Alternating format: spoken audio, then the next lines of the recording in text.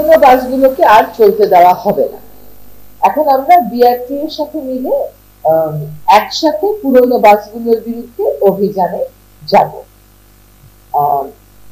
এই কাজগুলো সাইমালটেনিয়াসলি হতে হবে।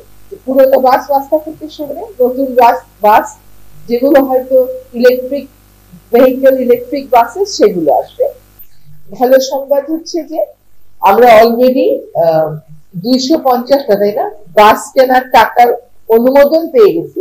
সবথেকে বড় কথা যেটা আমরা বুঝেছি সেটা হচ্ছে, এটা আমরা আগেও বলেছি, ওভারনাইট কোনো ফিক্স নাই, কিন্তু কাজটা তো শুরু করতে হবে। আপনি যেদিকেই যাবেন ঢাকা শহরে দেখবেন রাস্তার চতুর্দিকে নির্মাণ সামগ্রী ফেলে রাখছে। যে রাস্তাতেই যান ঢেকে নির্মাণ হচ্ছে এরকম কোন রাস্তা আসলে পাওয়া যাবে না।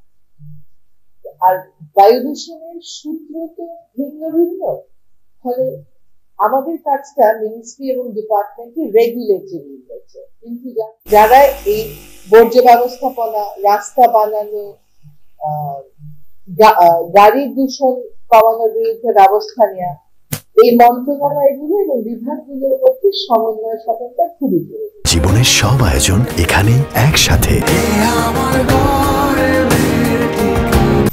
গত বছর আমরা একটা টাস্ক ফোর্স করেছিলাম, তো ওনারা এখন আমাদেরকে যে সাজেশনটা দিলেন সেটা হচ্ছে যে আমরা যেন একটা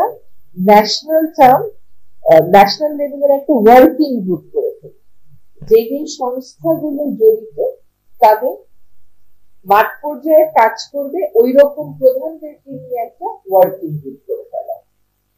আর শর্ট টার্মে আমাদের রেসপাইট হচ্ছে ডাস্টটাকে কন্ট্রোল করা যায়, ধুলা নিয়ন্ত্রণ করা যায় না। ধুলা নিয়ন্ত্রণের মাধ্যমে বায়ু দূষণটা কিছুটা নিয়ন্ত্রণে আসবে, কিন্তু বায়ুর মান কিন্তু উন্নত হবে না। সেটার জন্য আপনার হিউজ ইনভেস্টমেন্ট লাগবে।